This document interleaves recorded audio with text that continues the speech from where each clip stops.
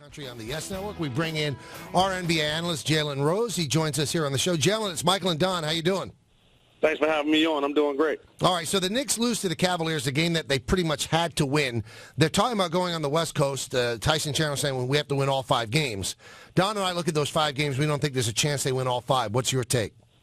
I don't think they win all 5, but trust me, the Atlanta Hawks have turned into willing participants in this playoff race because they're dropping some games as well. It's going to be interesting to see how it plays out for that 8th spot.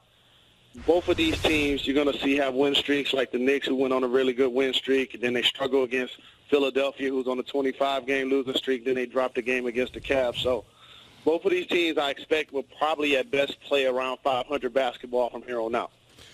Now, how difficult is it for the Knicks to go on this West Coast run? Some winnable games, Utah's winnable, Kings winnable, tonight's game against the Lakers. But this late in the season, with so many games being huge, how tough is it for a team like the Knicks to go out west?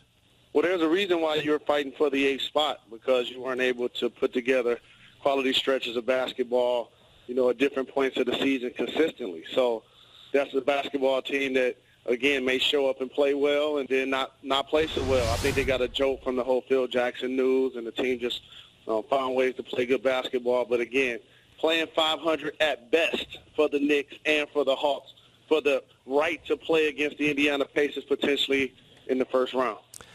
Basketball's such a frustrating game sometimes, Jalen, and I'm sure you experience this. The Knicks are at the Garden the day that Phil Jackson is announced, and they beat the Indiana Pacers.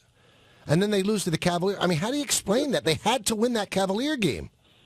Well, they're not a very good basketball team. I know Phil Jackson, who deservedly got an opportunity with the Knicks, and I think he's going to do a terrific job with the team.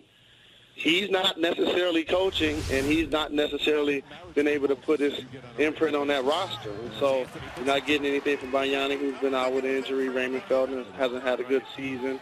Melo's been terrific scoring the basketball. But, again, when you go against teams, they're picking up a check on the 1st and 15th as well. So no games are going to be easy for the Knicks from here on out. And also the Knicks caught Indiana at a good time. I don't want to get into that whole grading the victories. You beat Indiana, that you deserve to beat Indiana. But when you look at the way the Pacers have played and the Heat have played lately, are these teams that are kind of going through the motions just waiting for the playoffs? Literally, that's what they're doing. So don't have any, wild mood swings either way as it relates to the Miami Heat and the Indiana Pacers. They're clearly the 2 best teams in the Eastern Conference. For Indiana, obviously they want to have Game 7 of an Eastern Conference final on their home floor, because that team normally wins 80% of the time. And if you're the Miami Heat, you just want to get there healthy, hope for the number 1 seed, and say, well, if they got Game 7, then we're going to take it in 6. But those are clearly the 2 best teams, and they will be the teams in the Eastern Conference Finals. All right, so how important is that game tomorrow when those 2 teams meet? Do each of them have to show something to the other team? The challenger always has to show more. The champion can always fall back on their championship rings, and LeBron can fall back on his MVPs. They've done it. Indiana Pacers still have to show. It's a big time for Paul George. It'd be great if he could go out and play efficient and effective basketball, put up some big numbers. He competes on both ends of the floor. I think the Pacers need him to have a big game. And Roy Hibbert has to find his offense, his come and go. He had an ugly game here recently where he didn't make a field goal. So those 2 players have to lead the Pacers. Jalen, you look at the allegations of tanking. Philadelphia's lost 25 straight games. Orlando 9, Milwaukee 8. It's a potent draft coming up after the season is over. Now, I think the players want to win. I watched that Knicks 76er game, and I saw the 76ers wanted to win that game.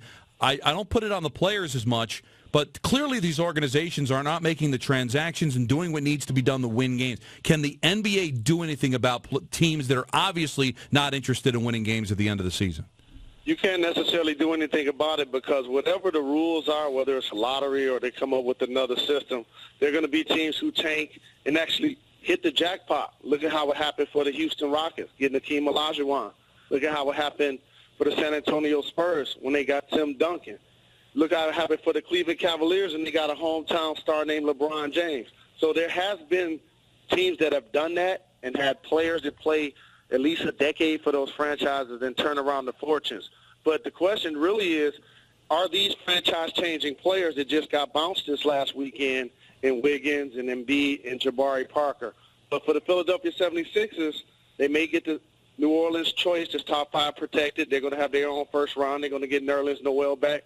They were a playoff team a couple of years ago under Doug Collins. I think they probably could turn around their situation fairly fast.